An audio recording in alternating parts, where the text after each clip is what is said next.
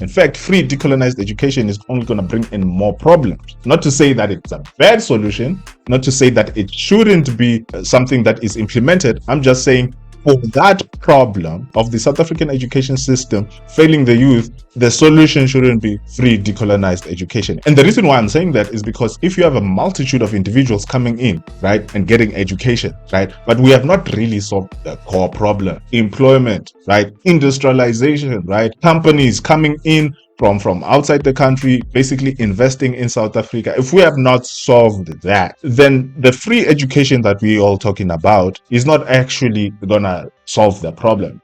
This is why I actually hate traditional media. I know I'm basically off-ramping a little bit, right, when it comes to this topic.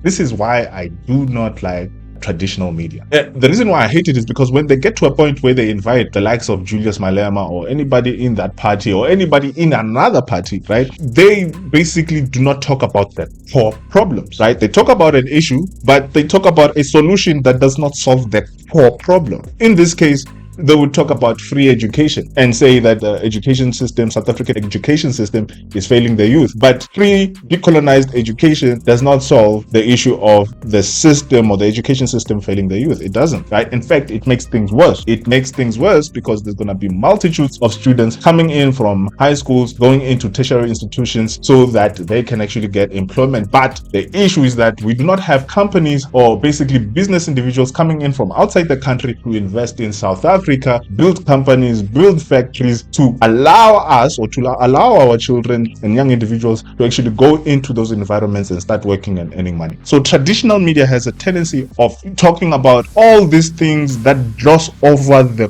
core problems. And that's how I see all traditional media conversations that are happening, whether it's ENCA, Newsroom Africa, SABC News, whatever the case may be, CNN, Al Jazeera, all these other platforms, right? They gloss over the core problem. That's why I hate it.